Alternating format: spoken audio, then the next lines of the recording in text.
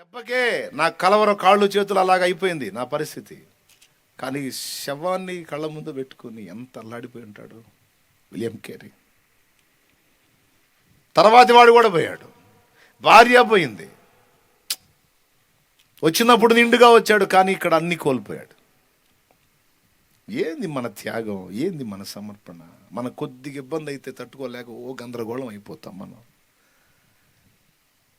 వాళ్ళు కలిగి ఉన్న దర్శనాన్ని నెరవేర్చడానికి, దైవ చిత్తం నెరవేర్చడానికి, వాళ్ళకి దేవుడిచ్చిన పిలుపు భారాన్ని తీసుకొని వాళ్ళు చేసిన త్యాగంతో పోల్చుకుంటే మనం ఎంత, మనం చేసింది ఏ పాటిది?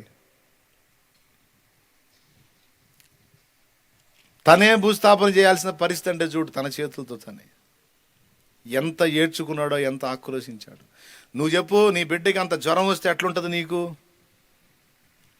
కొద్దిగా వాడు మాట్లాడలేని పరిస్థితుల్లో వాడు పడిపోయి ఉంటే ఎట్లా అనిపిస్తుంది నీకు? చచ్చిపోతావు అవసరమైతే. నువ్వు వాడి కోసం, నువ్వు చస్తే వాడు బతుకుతాడంటే చచ్చిపోతావు కూడా నువ్వు. అంత తీపి ఉంటుంది, కడుపు తీపి అంటారు దాన్ని. మరి ఏం చేద్దాం? ఎవరు మరి ఇండియాకి? నేనన్నా నీవున్న సమాజానికి నువ్వు అనుకోవాల్సిన మాట అదే, నేనన్నా. ఈ గ్రామానికి కనీసం నేనన్నా, ఈ ప్రాంతానికి నేనన్నా, కనీసం ఈ పట్టణానికి నేనన్నా నిలబడాలి దేవుని కోసం. డేవిడ్ బ్రైనార్డ్ లాగా, విలియం కేరీ లాగా, జిమ్ ఎలియాట్ బృందం లాగా ఈక్వెడార్ అరణ్యంలోకి వెళ్ళి అవకాజాతి మనుషుల దగ్గరికి ఎవరు వెళ్తారు? తెలిసి ప్రాణాలతో చెలగాటం, ప్రాణాలకు 30 ఎవరు తెచ్చుకుంటారు? ఎవరు వెళ్ళకపోయినా పర్ల, కనీసం నేనన్నా అనుకున్నాడు జిమ్ ఎలియాట్. ఆయనతో పాటు మేమున్నామని ఇంకా 4 సిద్ధపడ్డారు. ఆ 5 ఏమనుకున్నారు? కనీసం మేమన్నా. చాలా రిస్క్ చేసి 5 ప్రాణాలు పెట్టేశారు అక్కడ. ఏంది మన సమర్పణ? ఏంది మన భారం? ఏది మన అభిషేకం? చిన్న ఇబ్బంది తగిలితే అల్లాడిపోతున్నాం మనం, కొద్ది కరువు వస్తే ఇబ్బంది పడతా ఉన్నాం, ఏడ్చుకుంటున్నాం, దేవుడిని ప్రశ్నిస్తా ఉన్నాం. ఏంది దేవా, ఎందుకు దేవా, ఎప్పుడు దేవా, ఎప్పుడు ఆశీర్వదిస్తావు, ఎప్పుడు అభివృద్ధి చేస్తావు, ఎప్పుడు అని గోల. మరి వాళ్ళతో పోల్చుకుంటే ఏది?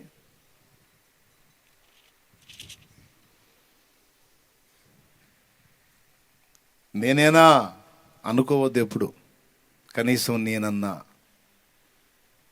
దేవుని కొరకు ఘనకార్యాలకు పూనుకోవాలి. భర్త చనిపోయాడు, భార్య నడుం కట్టింది. భర్త చనిపోయాడు, భార్య నడుం కట్టింది. భర్త పోయాడని ఇంకొకరిని పెళ్లి చేసుకొని పోలా, ఇంకొకరిని పెళ్లి చేసుకొని తన సుఖం కోసం తను ప్రాకులాడలా. ఏ సువార్త నిమిత్తం, ఏ ఆత్మల రక్షణ కోసం వాళ్ళు వెళ్ళి అశువులు బాశారో మేము కూడా అక్కడే చేస్తాం. తోడబుట్టిన వాళ్ళు కొంతమందికి భార్యలు నడుం కట్టారు. ఆ 5 ప్రతిగా మరో 5 నడుం కట్టారు.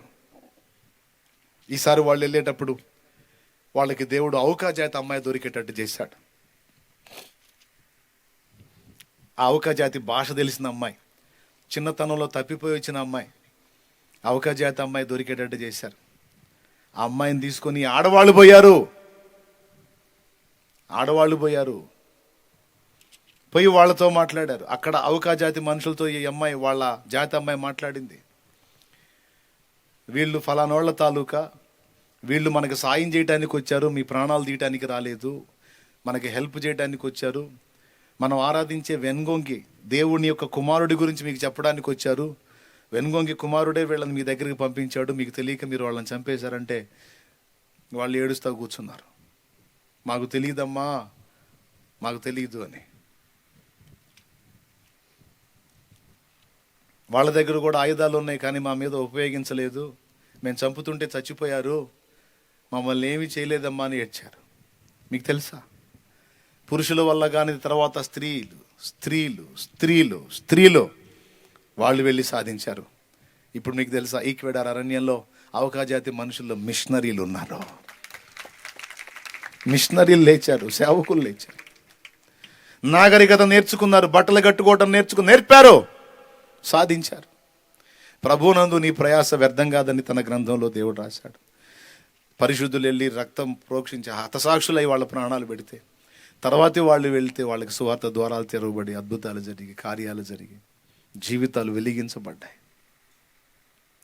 ప్రియమైన దేవుని బిడ్డ, గుర్తుపెట్టుకో, గాయాలు లేనిది పోరాటం ఎట్లయిద్ది? శ్రమ లేనిది పోరాటం ఎట్లయిద్ది? యుద్ధ భూమిలో మనం ఉన్నప్పుడు మనసుకు గాయాలు తగులుతాయి, శరీరానికి గాయాలు తగులుతాయి. గాయాలు తగులుతాయమ్మా, గుండె గాయాలు ఉంటాయి. షాలేం రాజన్న ఇలాగ ఉన్నాడంటే శృతిమెత్తగా వచ్చి ఉంటాడా, ఎన్నో గాయాల్లోంచి వచ్చి ఉంటాడా? ఊహించండి ఒక్కసారి. ఇన్ని మైళ్ళ నా ప్రయాణంలో నాకు తగిలిన గాయాలు చాలా ఉన్నాయి. నేను పడ్డ ప్రసవ వేదన చాలా ఉంది. నేను కార్చిన కన్నీళ్ళు అనేకం ఉన్నాయి. పూల మీద రాలా, నేను పూల మీద రాలా. ఎవ్వరు రారు. నువ్వు కూడా పూల మీద రావటం లేదు, ముళ్ళ మీదనే రావాలి. నేనేనా అనుకోవద్దు, కనీసం నేనన్నా. ఆ మాట అలాగే రాసుకో, కనీసం నేనన్నా.